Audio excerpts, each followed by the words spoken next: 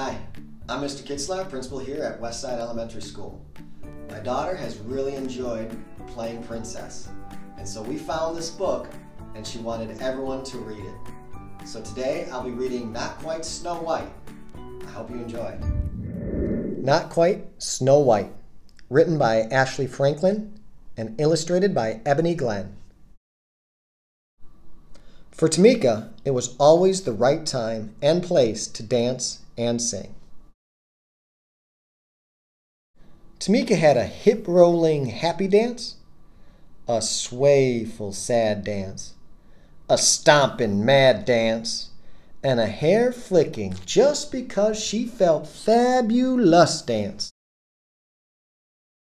She sang high with the tweeting birds and low with the croaking frogs. She always shared her love of music and movement with an audience, stuffed and unstuffed. Tamika loved the stage. It was her perfect place. She was the star of every show, and she loved every show that she starred in. She had been a cucumber, a space cowgirl, a dinosaur, and her favorite part, a singing mermaid.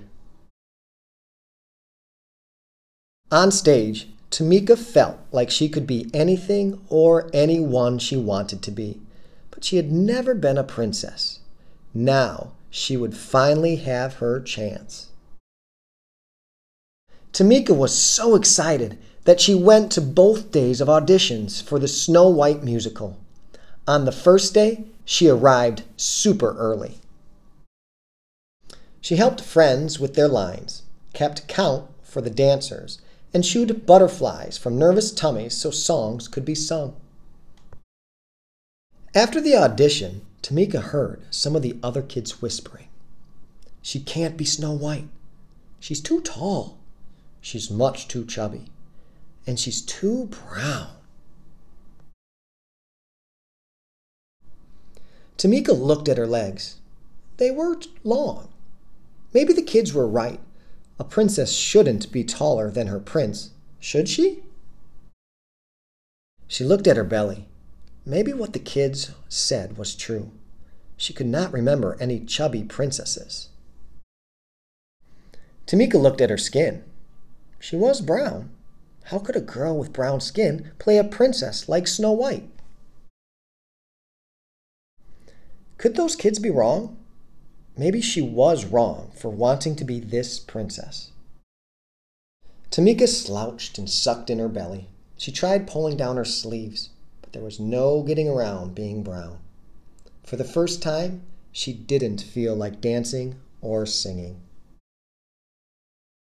At dinner, Tamika didn't tap her feet or clang rhythms with her spoon. "Is something wrong?" asked her mom. "The other kids said I'm too tall, too chubby, and too brown. I'm not right for Snow White," said Tamika. "You've got it all wrong," Mom said. "You are tall enough, chubby enough, and brown enough to be a perfect princess." "Besides," said her dad, "Snow White is just pretend. You've always been my real princess. You're just enough of all the right stuff." He kissed her forehead. Tamika smiled. Maybe her parents were onto something. At the auditions the next day, Tamika watched all the other kids get on stage and do their best.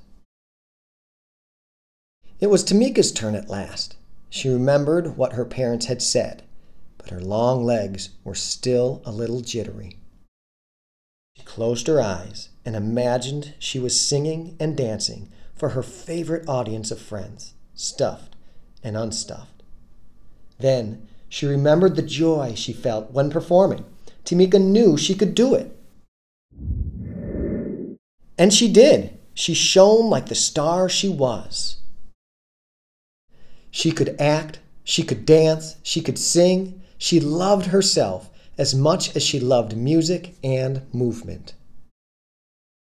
Tamika was a perfectly poised princess. When her audition was over, Tamika looked out to smiling faces. Tamika wasn't too much of anything. Maybe She was just enough of all the right stuff. I hope you enjoyed Not Quite Snow White. And if you'd like to read it again, you can see Miss S and check it out here at our library at Westside.